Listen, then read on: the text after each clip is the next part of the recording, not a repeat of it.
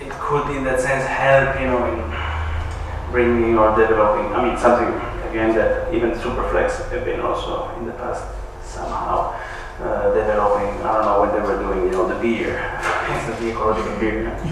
That's my question. Yeah, but for me, it's like how.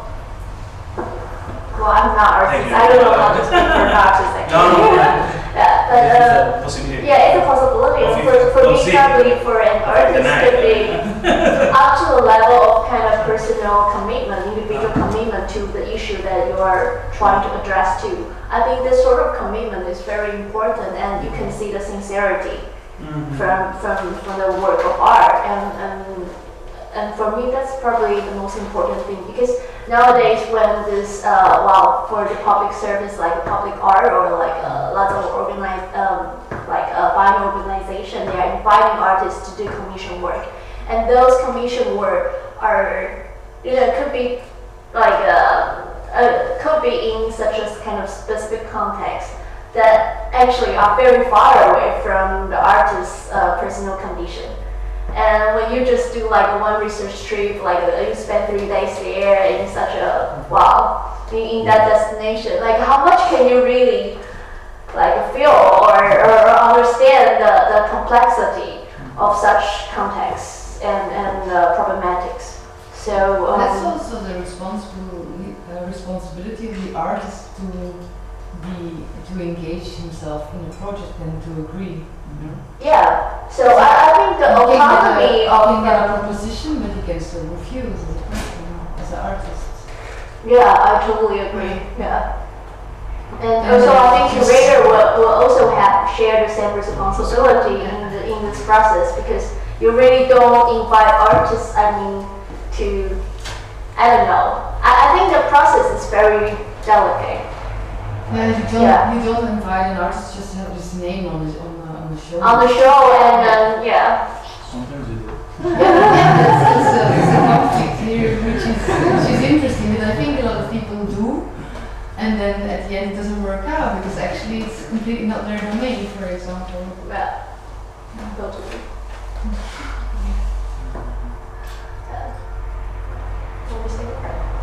Yeah, step in.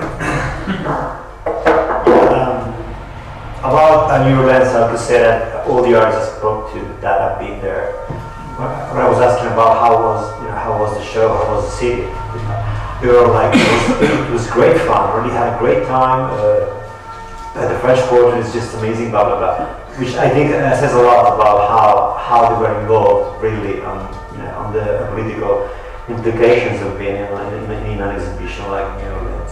But I don't want to point the finger at Prospect, because I think it's the last ring of a long chain of very similar situations. We've seen it before in Johannesburg, I think, in 1997. We've seen it in Tirana, in Havana. And there are so many big, possibly in Taipei too, I'm not sure. There are quite a lot of big shows and biennials that just like parachute themselves on a city or on a situation without being too much concerned about establishing a real dialogue with the local art scene. Number one. Number two, I'm always a bit skeptical about artists being able to really deal with this kind of political issues, like they're just these sort of semi-god creatures coming from everywhere and just saying, okay, I know how to deal with this, and this is the answer, and just providing something that people that have been fighting or struggling all the time in that situation weren't kind of able to see, but the artist was. I think it's really dangerous. And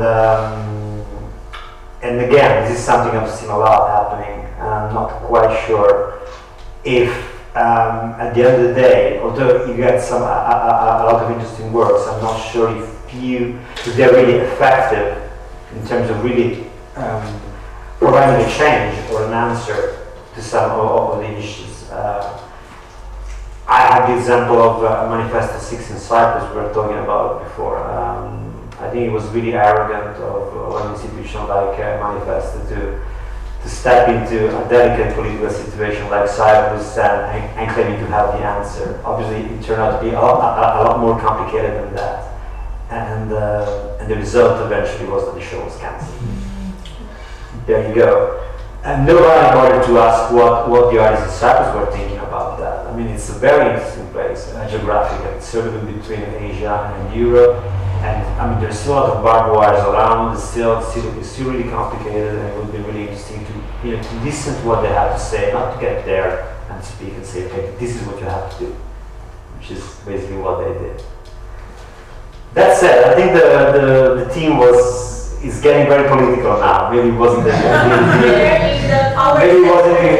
original intention. I mean, the power of the artist can be measured in a lot of different ways. It's not just about politics. Yeah, but finally everything is politics. Yeah, everything is politics. Excellent. Finally. Excellent. Okay.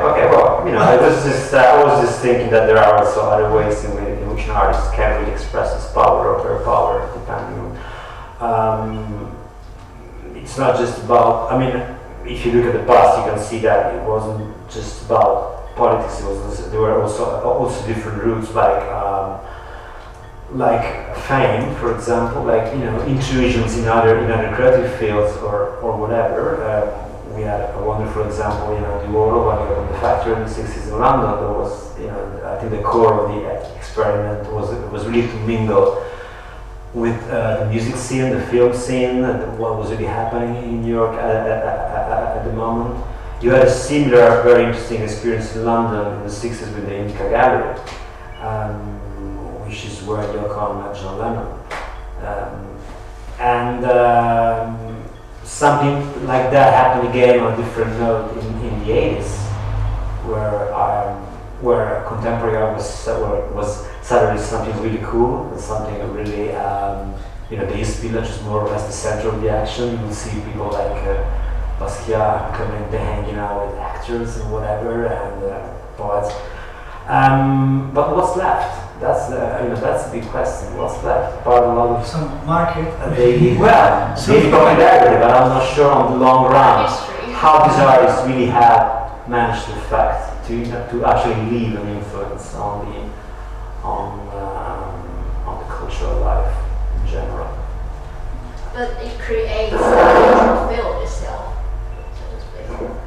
All this activity. Yes, I think it helped. Yes, of course, it did. It created help. Yeah, it helped creating a situation. Yes, definitely. But I'm not sure now.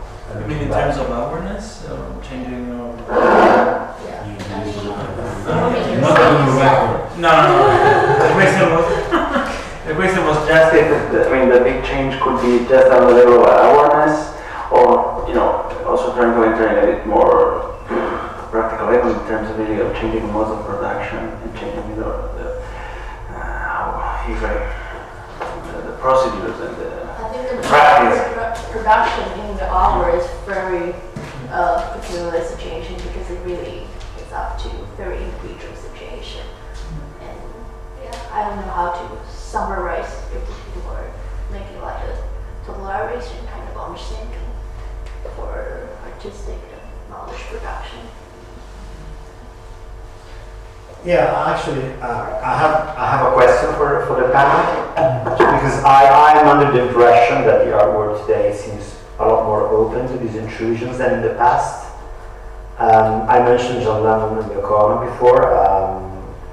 She's normally seen as the cause of the breakup of the Beatles, but not many people know that the same kind of resentment that pop music fans had for her were also present in the Fluxus group towards John Lennon, because he was this pop star jumping in a very pure kind of very avant-garde situation where we don't want this kind of intrusion. It's just just spoiling, you're just taking it somewhere else. It's not good for us.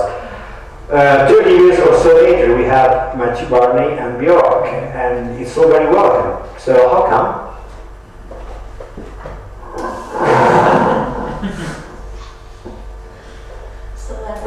I threw a bomb in the room. I know. I was just obviously you invited to participate as well.